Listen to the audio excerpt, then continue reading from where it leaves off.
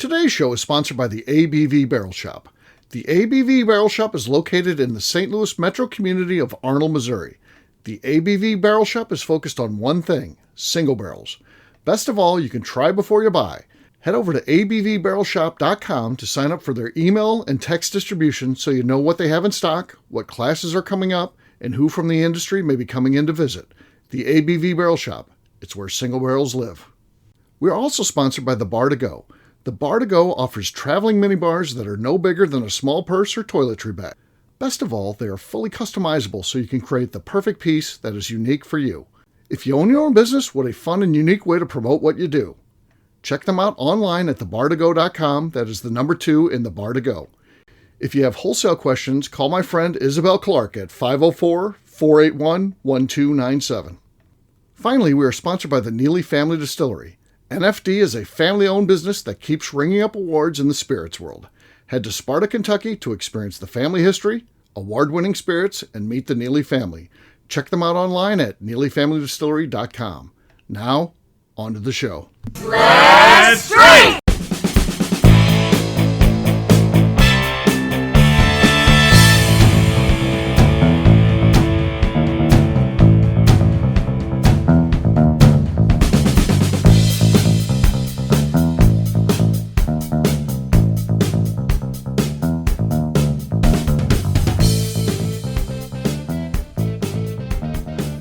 Welcome to the Bourbon Daily, the podcast about everything bourbon delivered to you every day of the week. Today on the show, we mail it in for New Year's Day. My name is Miss Becca Sue. Please join me in welcoming my co-host, Steve Akeley, as well as our special guests, Matt Welge and Tim Swyatt. Hey, gang, what's up?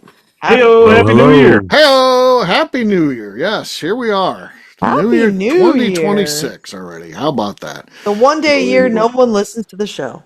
No, they're not doing anything. If you're like me, just take a day off, chill. Yep. They're hungover. The last thing they want to do is listen to us. There's no one's doing like a New Year's Day party, so yeah, it's a weird holiday. We used to black out on New Year's Day. That was our plan. Yeah, exactly. I have a family member that has a New Year's Day party. I never understood it. I'm like, oh my God, I don't want to go anywhere. Right. Like, nowhere. The partying's done the night before, so yeah. Yes. Yeah. Well, what if you had like Bloody Marys, like Hair of the Dog kind of theme? Yeah, but that's where it starts and it ends with you being blacked out. Yeah, That's correct. Yeah. All right, Matt, you said there's something you wanted to talk about. What is that? Yeah, sure. Oh, that was Tim. Oh, no, that was you. Who was Matt?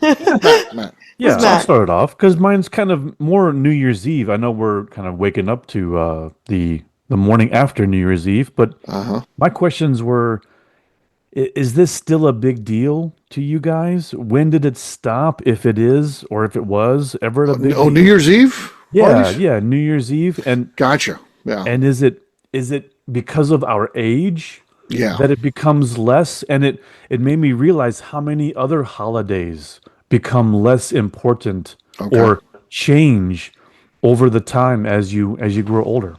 Yeah. Yeah, I used to go to the parties. I would always be out there on New Year's Eve going to big parties and stuff like that. I hosted a bunch of big parties, renting bars and stuff like that for New Year's Eve through the years. But no, I don't even want to go out on New Year's Eve anymore. That's amateur night, man. Forget that. So don't do it. And then, as I decide I'm going to stay home, I would stay up till midnight and bang the pots and pans like we do in St. Louis. That's a St. Louis Thought thing. that was going somewhere else. No, I was about to say, whoa. Hey now! Oh, big night! Hey now! Big night. Hey, I've been, hello. Now I don't even make it to midnight anymore. I'm going to bed at my normal time. I'm not staying up to midnight. Well, if you're banging that much, I get it. Exactly. There's a lot of banging. What's the pots and pans? What is the Pots and pans, yeah. St. Louis thing. You lived in St. Louis, you don't know, but if you would have gone outside, there are people out there taking a spoon, a kitchen spoon, like a wood spoon, taking a pot outside with you and banging on that at midnight. I'd go out there all the time, and there'd always be a bunch of other neighbors. That's a St. Louis thing for sure. Do you still hear people banging pots and pans outside? Oh, I'm sleeping now. I sleep with like 3 fans on in the bedroom, so I don't hear that. But yeah, if I would be up, yes, there's people out there with pots and pans. Why are you sleeping with 3 fans on, Steve? Is that because you're worried all the poop particles floating around you and the warden? or is it because of It's menopause? circulating the poop I would think particles. that would circulate them. That would make the situation worse, I would think. Or you're right? blowing them against the wall so they collect, so you Yeah, can wipe them I down. just I like the sound of the fans. I always have a fan with me.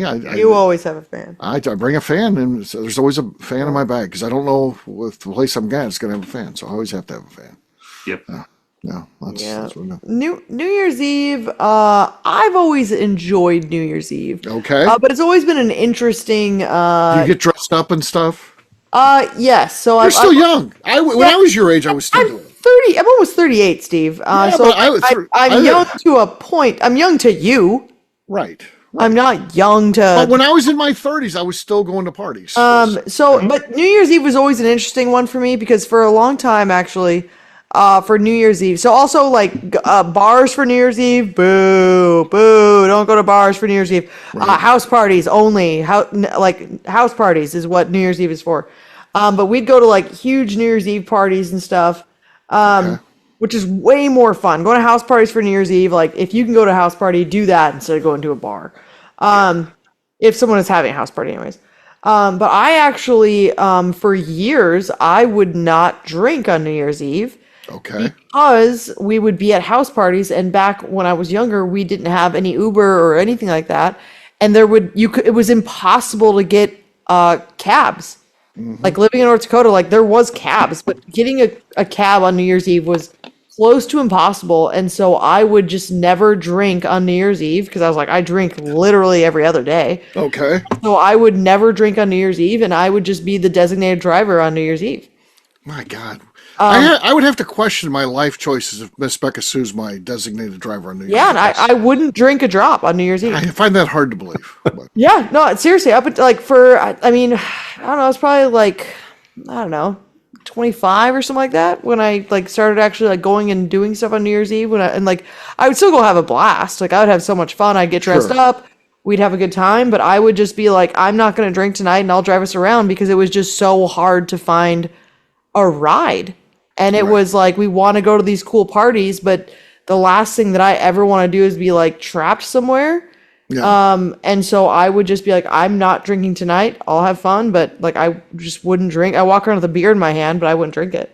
It'd be a fake beer. It's ceremonial beer. Yeah, ceremonial beer in my yes. hand. And Yeah, I it's would like do the that. feeling I in did the that hand, for a I did that for a long time, and I had fun doing that. Honestly, it was never a problem. Right. Since we've been in Kentucky, we've thrown New Year's Eve parties at our house actually for the since we've had the house. Okay. And so we always have New Year's Eve parties here. Gotcha. But this year we're going to be down in Key West for New Year's. Oh. Which will be a interesting. That will be fun. Yeah, I think. think it should. I think it'll be a good time. I think it should be a lot of fun. But I mean, it's always a blast getting like dressed up for New Year's Eve because like just wear whatever the hell you want and like Sure. and like you got like especially living in North Dakota, there's not a lot of excuses to dress up and like be kind of obnoxious and fancy. But that was a good one to get dressed up for. Right. And so I always loved going out for New Year's Eve, having Sure, a blast and sure. getting fancied up, and it hasn't lost its sparkle quite yet, at least for me. Right. It's coming soon. It's coming soon. Yeah, everything I'm telling you. everything loses it eventually. So, Yeah. Oh, yeah. Yeah. but not Tim, yet. how about you? So I think a lot of folks know I've been raising kids longer. I haven't had kids. So the general and I haven't had opportunities to go out for New Year's Eve because I always had a kid. So we've had one house party where I had a couple neighbors over and my brother and sister. So the general and those two neighbors had another kid, our oldest age. So they were playing Nintendo games while my brother and sister and I pounded down vodka gimlets and whiskey to the point where projectile vomit was occurring before 9 o'clock. Oh, and God.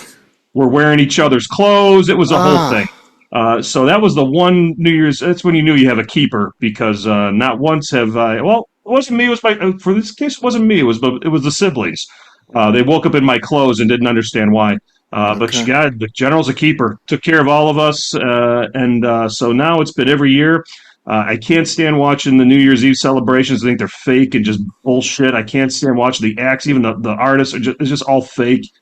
Here goes with my What whole- about Anderson Cooper and Andy Cohen getting trashed on live television? entertaining, but they've toned it down. Allegedly this year, Andy says he's going to turn it up a notch. He's back because it was absolutely boring last year. I can't see it. Andy says we're getting fucking trash this year. Okay. Well, there you go. St. There may Louis's be own. some watch St. Louis's TV. But I know Matt can concur with this. The Chicago options to watch New Year's Eve, they are just absolutely ridiculous and stupid. It's awful.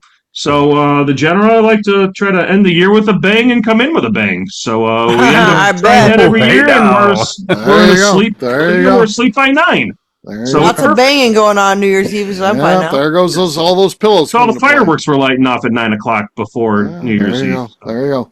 Yeah. From 9 to 9:01, it's just right. such excitement going on.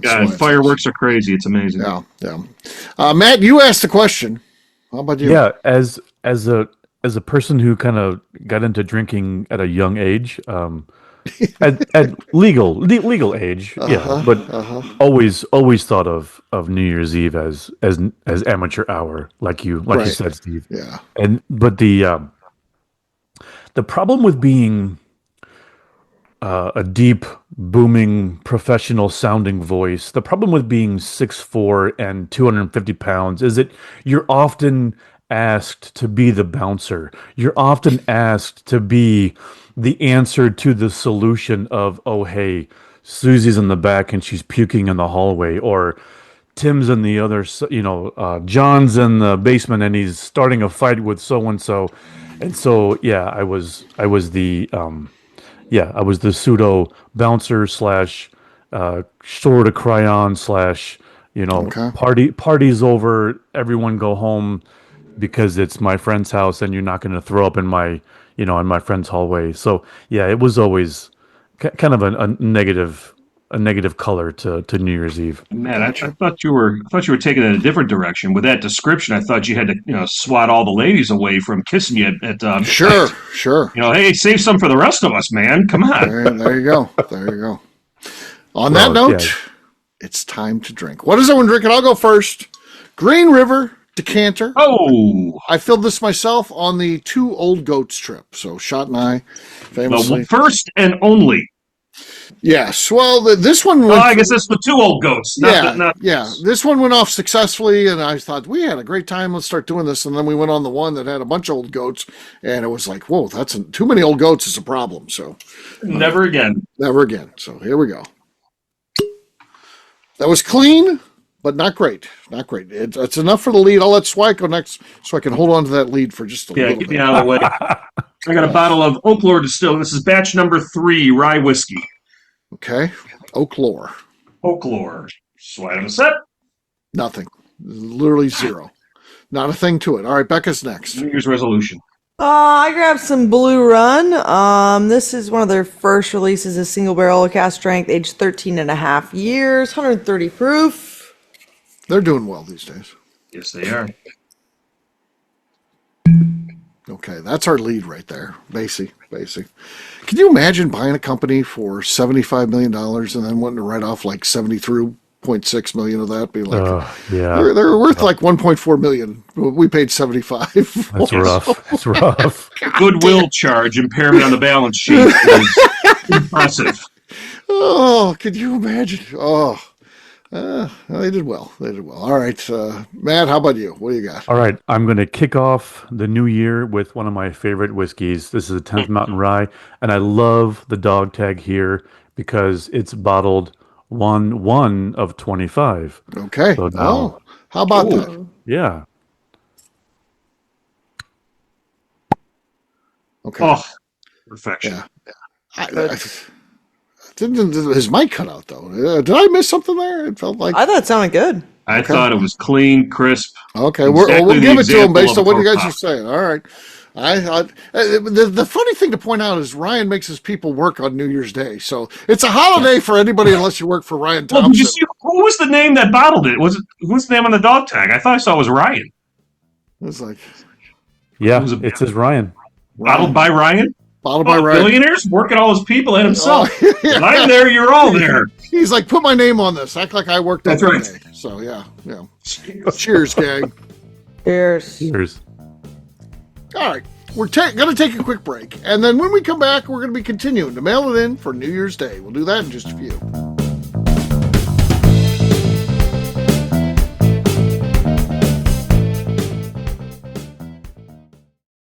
Okay, let's talk about the people that make these shows happen. First up is the Stave and Thief Society. Via their in-person class at Moonshine University in Louisville, Kentucky, the Stave and Thief Society is the place where you, a bourbon enthusiast, can expand your knowledge and emerge an executive bourbon steward. In 2017, I completed my executive bourbon steward certification. It's the most comprehensive bourbon certification available and connects you with an expansive network of bourbon enthusiasts and professionals. Check out the full listing of in-person and online certifications and join the society today by enrolling at staveandthief.com. Speaking of Executive Bourbon Steward certification, the ABV Barrel Shop in St. Louis, Missouri has developed a unique partnership with the Stave and Thief Society to offer a preparatory class to assist you in getting your Executive Bourbon Steward certification. This prep class costs only $25 and is available to take live or online via Zoom. Graduates of our class receive a coupon code good for 15% off your Executive Bourbon Steward certification held in Louisville, Kentucky. This saves you almost $90. Additionally, you can collaborate with fellow attendees to split travel costs when you go to Louisville. If you're interested in signing up for the class, simply head over to abvbarrelshop.com and check out the classes and events page. Last but not least, we are sponsored by Neely Family Distillery. Royce Neely is the 11th generation distiller in one of America's oldest distilling families. A visit to Neely Family Distillery takes you through family history, where you can see all the artifacts and newspaper clippings through the years from this family that started distilling in America after James Neely arrived from Northern Ireland in 1740. Today, Royce Neely and his team are crafting some of the best spirits in America. Their bourbon and absinthe offerings keep winning top honors in the spirits competitions. Recently, their absinthe made history as the first platinum winner in the absinthe category at the San Francisco Spirits Competition. Neely Family Distillery is definitely a bucket list destination if you are a bourbon fan. Learn more about their spirit offerings, visiting their facility, and the awards they have collected over at NeelyFamilyDistillery.com. And now, back to the show.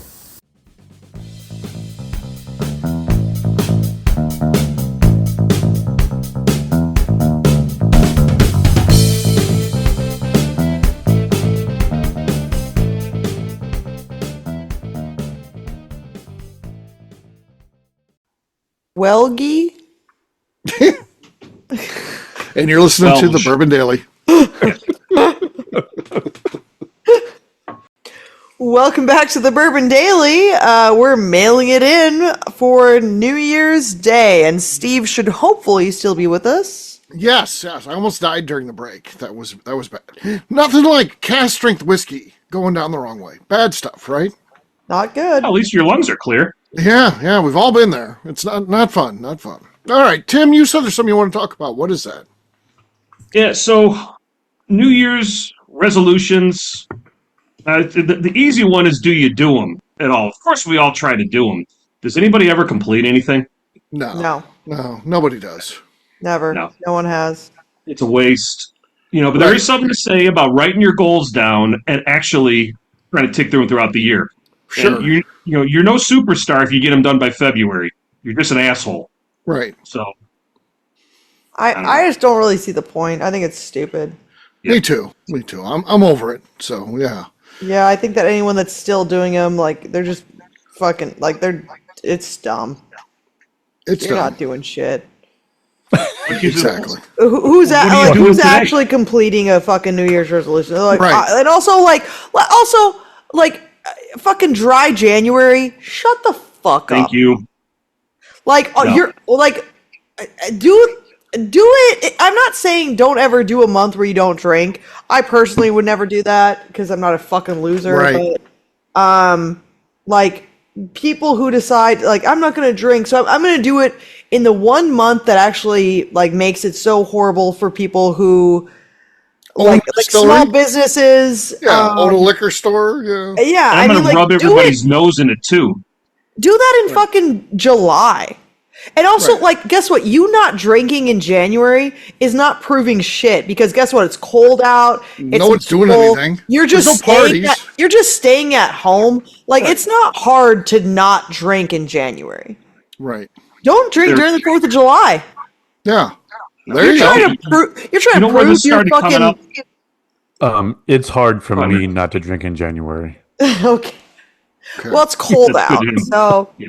But like not drinking in July when like there's things going on, and it's warm and beautiful out, and it's so easy to crack open a beer and just like have a nice day on the like out on the deck. Yeah, no, you Like you you're gotta drinking go. because of depression in January, but you're drinking because of like because you're happy in July. So try to not drink in July. Right. Yeah, no, you got to give your liver a week or two, but you don't need to give your liver a month, and you don't need to do it all in January as some kind of testament to what you can accomplish. Right? Yeah, It's not. and you don't need to brag about it on social media. We don't actually care about you, by the Right. way.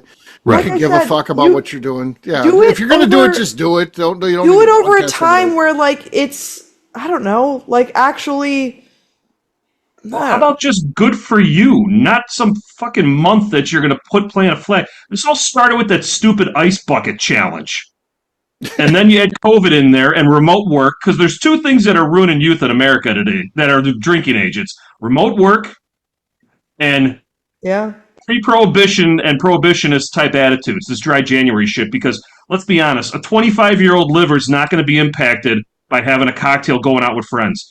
Name Yeah. any successful person, anybody who's interesting to be with that doesn't have a story or a business idea or a life partner or whatever that didn't involve potentially getting some liquid courage to Yep. get up the gusto to go and have that conversation or ask them and introduce yourself. You, Right. you guys will But- love this one.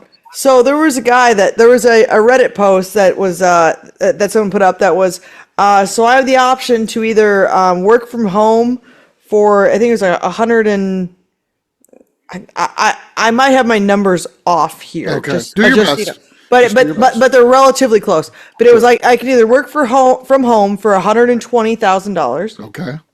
doing the exact same job, so like no more, no less. Okay, No more, no less. work from home for 120,000, Or I can work in the office for it was 150 or 250. Yeah, I've heard. Yeah, I've heard this. Yeah, I've heard this scenario. And people go work from home, absolutely. Yeah. They don't get it. And I go, No chance. I go, No hold chance. on. So the exact same job, no more, no less, exact same job at the like I'm going to the fucking office. Every Those time. same people Every that time. are And taking people that go, well, what about $120,000 job, childcare? The extra money that you're making will actually cover childcare.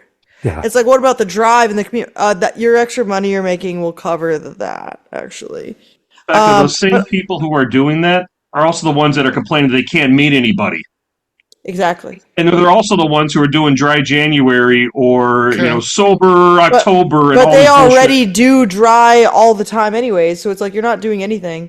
But they're popping a gummy and saying Yeah. that they're but I'm dry January, I'm sober October. They're popping a gummy to continue to be isolated from people, Yeah. and that is I dangerous. just- That is scary. Like I get the work from home like thing because it does sound like fun, but like people people are getting too fucking isolated, and it honestly just like it gets like people think it's good, and I get that it's cool to a point of like you get to have your own time, you don't have to drive places, whatever. So like yes, there's things that are a positive about it, but not being around like some of my favorite people in my life that I've ever encountered are my work friends. like me.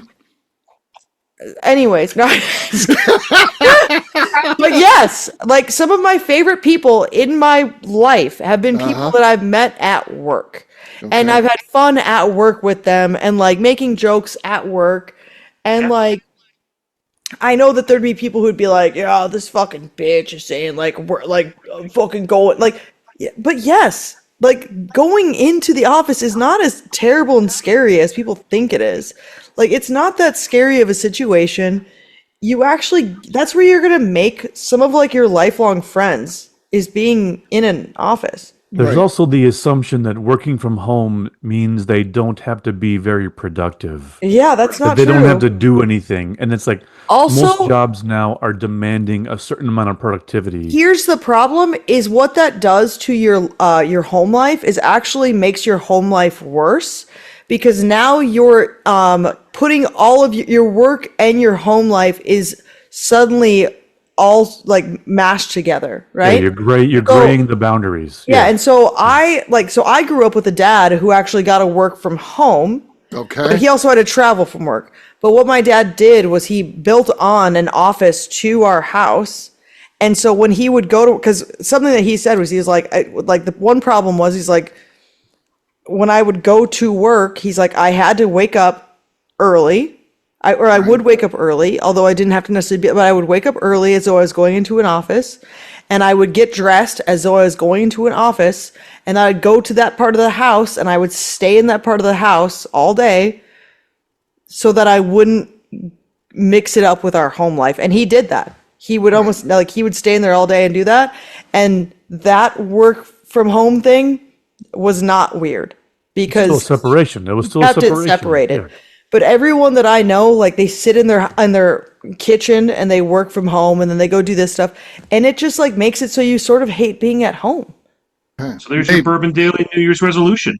Yeah. What about? Go see people. I think it's individual situations. I think we have to, because I see myself being at the age of, hey, I'm going to at some point retire.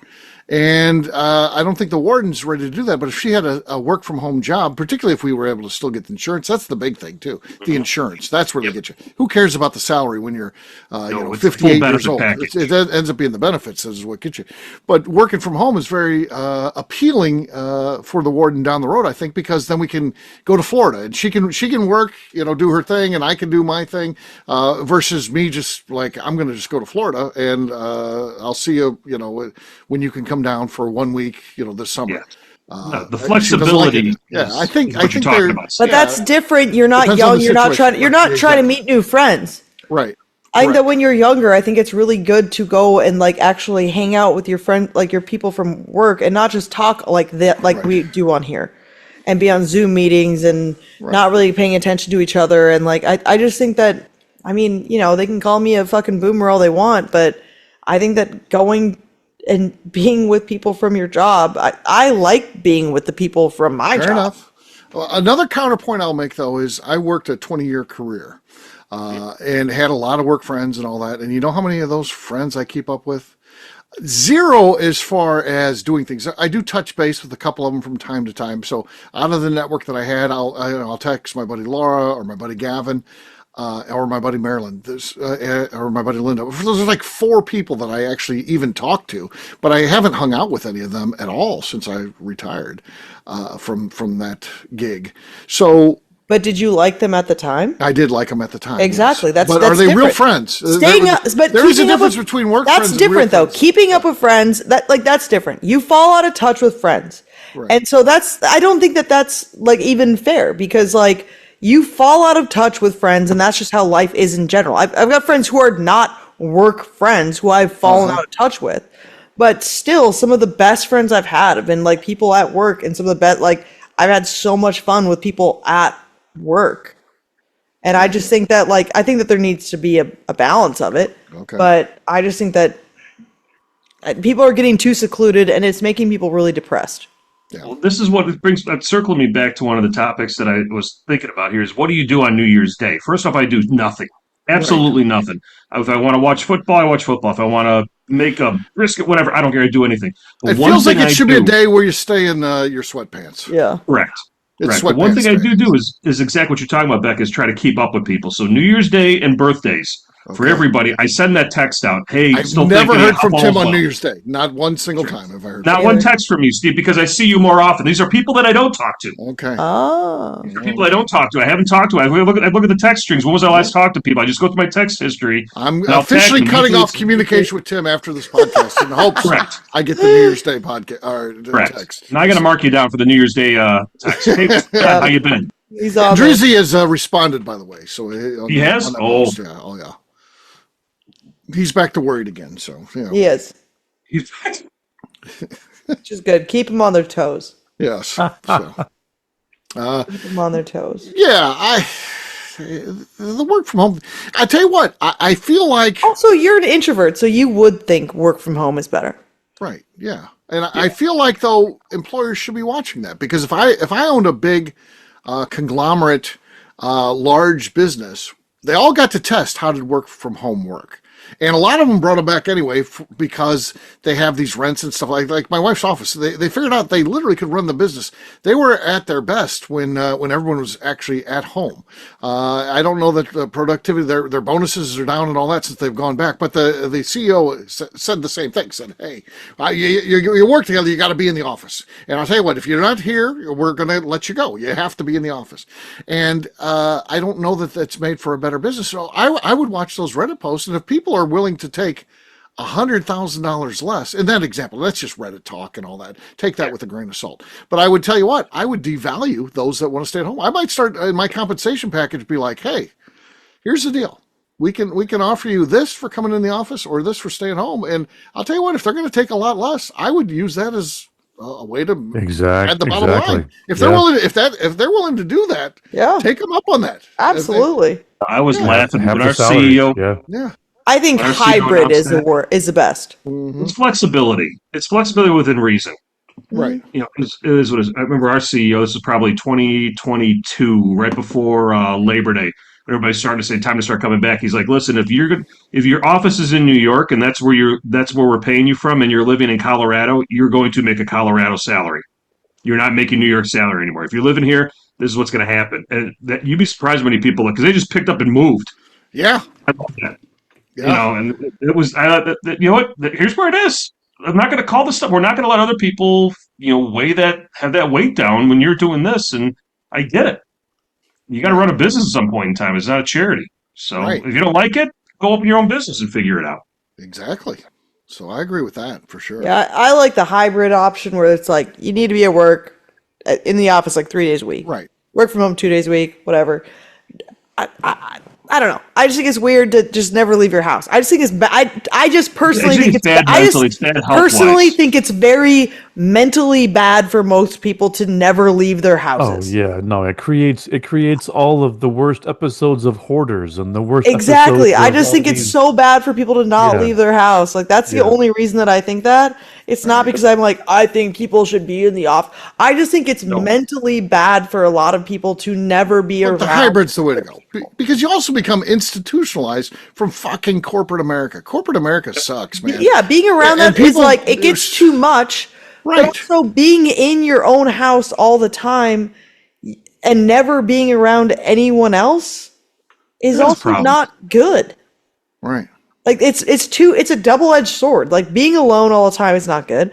Being around like people who are doing all the corporate speak all the time also fucking sucks. But if you're working from home, you're still fucking Zooming with all these people doing all the corporate talk all the time anyways. Correct. So like, I don't know. Like you're just going to DoorDash food into your house if you're just working from home, or you might go out to eat if you're working in the office. So you're again going to be around people at least. Like, I don't know. I just think I don't know. It's just you're not. No one's gonna convince me that only working from home is not helping yourself. Yeah. No. Until we gave you a real corporate job, then you'd be like, I think I'll take the home option. Yeah. You never had to work in a fucking office. It is fucking terrible. I'm telling you. I never did have to work in a cubicle, so I will say that. I always worked. I worked oil field, but I did have to work in it. There's a corporate structure there, but it's not a corporate office, so it's different. I get it. I get you worked in a so I've worked for corporations, but also like I worked manual labor jobs. Corporate office. I was a manager for the most part, so I'd be trapped in the office a lot of times as well, and it was terrible. And I have to talk fucking, they're like laying out these fucking bullshit like acronyms, and I'm like, I don't even know what the fuck that means. Like, what does that acronym mean? And it would suck. And I would literally incompetence. I would stop answering I would stop answering my phone because I had to work in the office all the time, and I would stop answering the phone, and I would go outside and I would do actual manual labor just to get out of my office because it was driving me insane. They want to do their meetings instead of actually doing things. They have meetings. It's so stupid. Planning to plan is what I like to call it. Meeting about a meeting. Yeah. Yes. Yeah. It could have been an email. Yeah. How I cured that is I did meetings standing up. Reply. Everybody stand up. We're meeting. You'd be surprised how quick you get done in those meetings when everybody's standing up. 7 minutes tops. Okay. Yeah, done. There you go. The chair's out of the conference room. Here's our meeting. Yeah. This one took a weird turn. It's a New Year's Day show. We're bitching about, we're arguing about work. We're arguing about work stuff. So there you go. And a day when everybody's off and really not doing anything. It's literally no one wants to hear about this at all. Right. New Year's Day is the weirdest. Everyone's like, why the fuck? We should just re-record the show and actually make it fun. Yeah, let's actually get to who we are, actually. But yeah, so there you go. There you go. There's our New Year's Day show. It's different than any other one we've ever done. That's 26 is going to be a blast. We started it off on the wrong foot. We did. It's only up from here, folks. There you go. There you go. Welcome to the Corporate Daily. Corporate Daily, God. Matt, where can people find you? You can find me across all socials at Whiskey Tequila Fridays Podcast. All right, Tim. You can find me on Instagram at SwyGuy2112, 2 2s, 2 1s, and on YouTube at our flagship whiskey. All right. Miss Becca Sue. You can find me on Twitter and on Instagram at Miss Becca Sue, 1K, no C's. All right, for me, I'm an easy guy to find at Steve Akeley, Twitter, Facebook, etc. We've got a website, abvnetwork.com. We've also got a company website at abvbarrelshop.com. Check that one out. Doesn't allow other employees to work from home, right, Steve? Yeah, corporate structure. Believe it or not, we can't work from home there. So Becca would like to work for the ABV Barrel Shop. We have nobody who works from home. So there you go. Good. Yeah, so I've had to work there for free. She did. Yeah, so guess what? Fucking sucks, man. I tell you what. Also, a number of the patrons, a number of the syndicate members have worked for free. We did. We recently had that. They all want to know when they can work again. It's like, what just happened? We have all this is work for for free? you. Did they work for free? They did work for free. They worked for free. They want to know why even employ Darren? Fire him. I know. I'm thinking about letting him go. Yeah. Thinking about letting They're him go. pulling fours for free. Don't worry. Hashtag fire Darren. Yeah, it's a movement now. Jesus. DMAC, no! I'm in your court, DMAC. So there you go. All right. Becca, anything else to say before we're out of here? I'd just like to remind the audience to please give us a 5-star review that includes comments. Please don't roast me about working from home or not working from home. Whatever. Or firing Darren. Or no, roast me for firing Darren. I don't know shit. Says Becca, we got to work in the office. She's getting ready to go to Key West for like 2 months. But yeah, sure. I'm already in Key West, it's bitch. It's fine for everyone else. Yes. I have fucking worked for years, Steve. I don't want to fucking hear it. I do not want to Here she is in Key West. Yeah, telling us how it should be. I love how I worked my fucking dick off in the oil field for 10 years and then for fucking 5 years before that as a fucking mechanic, but not good enough for Steve. Not good enough. This is exactly what I expect out of a corporate. Here she is. Key West. Exactly what I fucking expect. Like, you people need to be in an office. You need to be working away. Yeah. Yep. Exactly. I need another Mai Tai, please. Well, you know what? Sorry. It's just how your lives go. Whatever. If you like what we're doing somehow, just go visit our Patreon page, patreon.com/the ABV Network. That'll do it for today. We'll have a brand new show for you tomorrow. Looking forward to that. Until then, take care, everybody. See ya. Happy New Year. Cheers. Happy New Year.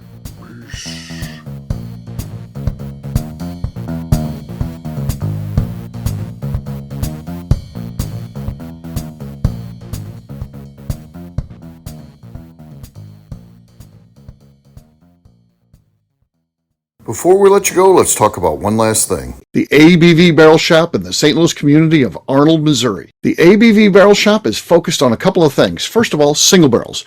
We are the place where single barrels live. We go to distilleries, taste through the whiskey, select the best barrel, and have it shipped to our store where we present it to you, our customers, by allowing you to try before you buy. We're also known for the classes that we have in our education center in the store, as well as the events we have with industry professionals from the bourbon business. If you are in the St. Louis area, please come by and visit us at 6 Fox Valley Center in Arnold, Missouri. Or at a minimum, at least sign up for our email and text distribution so you know exactly what's going on in our shop over at abvbarrelshop.com.